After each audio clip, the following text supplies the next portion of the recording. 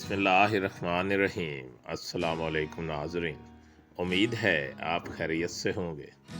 Welcome करते हैं एक बार फिर आपको आपके अपने यूट्यूब चैनल दारुल हिकमत उर्दू पर एक नई वीडियो के साथ। दोस्तों, आज की हमारे वीडियो का मौजू है गिरियों के फ़वाइद और पिछली वीडियो का पार्ट 2 है। पार्ट 1 में हमने आपको मुख्तलिफ़ गिरियों के फ़वाइद बताए थे और पार्ट 2 में भी वहीं से आगे शुरू करते हैं। काजू को अगर रात भर भिगो कर रखा जाए तो वो भी दूध या मक्खन में तब्दील हो जाते हैं। मिठास से पाक काजू के दूध के 1 कप में सिर्फ 25 कैलोरीज, 2 ग्राम चर्बी और ओजी सैचुरेटेड फैट होता है। दूसरी जानिब 1 कप काजू में 615 कैलोरीज होती हैं। इसको जिस शक्ल में भी खाया जाए वो जिल्द के लिए बेहतरीन होते हैं और सूरज से होने वाले नुकसानात से भी तहफ़्फ़ुज़ देते हैं। ये हल पजीर फाइबर और manganese, potassium, iron, magnesium, zinc, तांबे और सिलिनम से भरपूर होते हैं। काजुओं को इनमें मौजूद एक अहम फ्लोवेनोइड एंटीऑक्सीडेंट ज़ी-एक्सनाहिंट के लिए भी इस्तेमाल किया जाता है, जो आंखों में मुफीद होता है।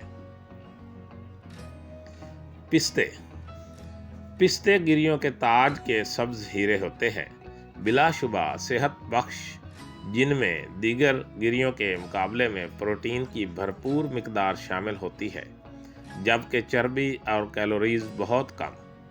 सादा और बग़ैर नमक के पिस्तों में पोटाशियम और फास्फोरस की काफ़ी मिकदार होती है, मगर सोडियम यानी कि नमक नहीं होता, जो कि फ़िशारे खून यानी कि हाई ब्लड प्रेशर के शिकार अफराद के लिए अच्छी चीज़ है।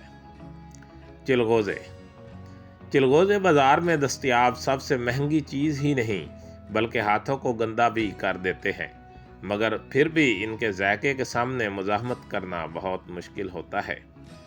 बेशतर गिरियों की तरह ये भी दिल की सेहत बख्श, खाने की इश्तिहा पर रोकथाम में मदद, तवानाई बढ़ाने और मुतअद्दिद विटामिन्स और मिनरल से भरपूर होते हैं। शवाहिद से साबित होता है कि रूमी फौजी चिलगोज़ों को बरतानिया पर हमले के वक्त ग़िज़ा के तौर पर ले गए थे।